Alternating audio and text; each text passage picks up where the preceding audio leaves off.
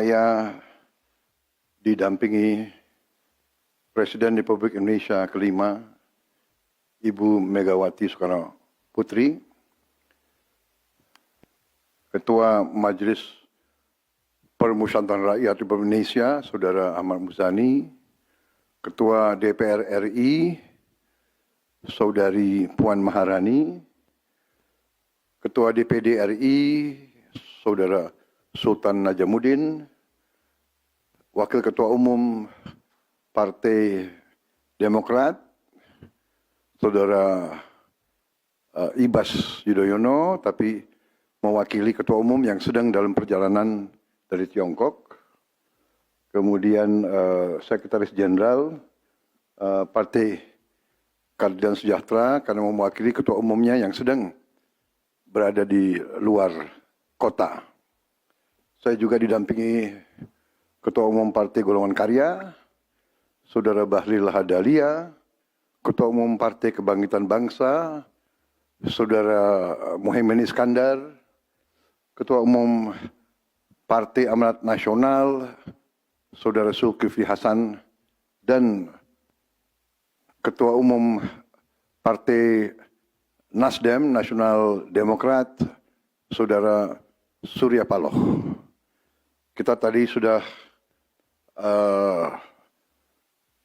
membahas perkembangan situasi negara dan izinkan saya membacakan pernyataan.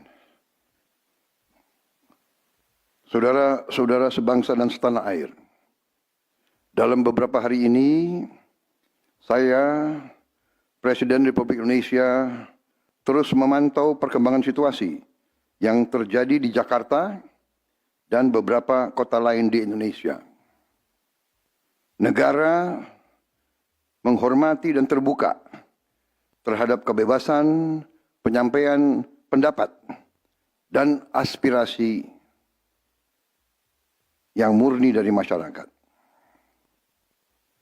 Terhadap petugas yang kemarin melakukan kesalahan ataupun pelanggaran, saat ini kepolisian negara Republik Indonesia telah melakukan proses pemeriksaan. Ini telah saya minta dilakukan dengan cepat, dengan transparan, dan dapat diikuti secara terbuka oleh publik.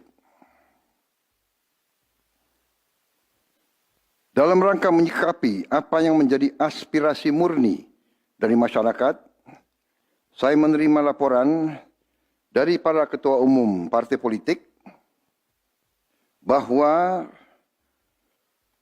mereka telah mengambil langkah tegas terhadap anggota DPR masing-masing terhitung sejak hari Senin 1 September 2025,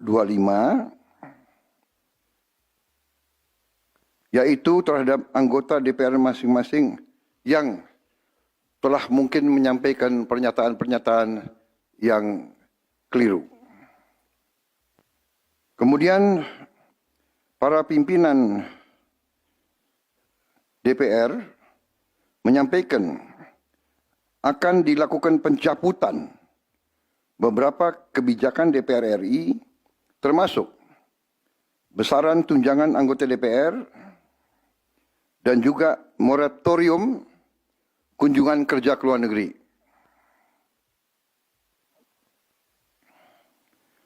Langkah tegas tadi yang dilakukan ketua umum partai politik adalah mereka masing-masing dicabut dari keanggotanya di DPR RI.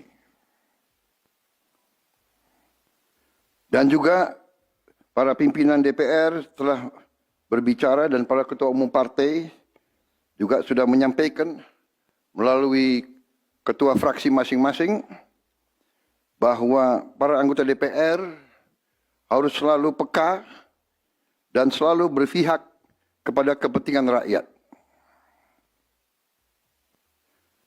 Kami menghormati kebebasan berpendapat seperti diatur dalam United Nations International Covenant on Civil and Political Rights, pasal 19, dan Undang-Undang Nomor 9 tahun 1998.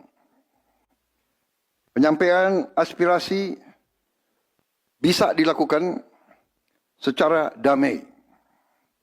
Namun, jika dalam pelaksanaannya terdapat kegiatan-kegiatan yang bersifat anarkis, destabilisasi negara, merusak atau membakar fasilitas umum, sampai adanya korban jiwa, mengancam dan menjarah rumah-rumah dan instansi-instansi publik maupun rumah-rumah pribadi, hal itu merupakan pelanggaran hukum. Dan negara wajib hadir dan melindungi rakyatnya. Para aparat yang bertugas harus melindungi masyarakat, menjaga fasilitas-fasilitas umum yang dibangun dari uang rakyat. Aparat yang bertugas juga harus menegakkan hukum apabila ada pelanggaran-pelanggaran yang mengancam kehidupan masyarakat luas. Saudara-saudara sekalian, sekali lagi, aspirasi murni yang ingin disampaikan harus dihormati. Hak untuk berkumpul secara damai harus dihormati dan dilindungi. Namun, kita tidak dapat pungkiri bahwa sudah mulai kelihatan gejala adanya tindakan-tindakan di luar hukum, bahkan melawan hukum, bahkan ada yang mengarah kepada makar dan terorisme. Download Tribun X sekarang, menghadirkan lokal menjadi Indonesia.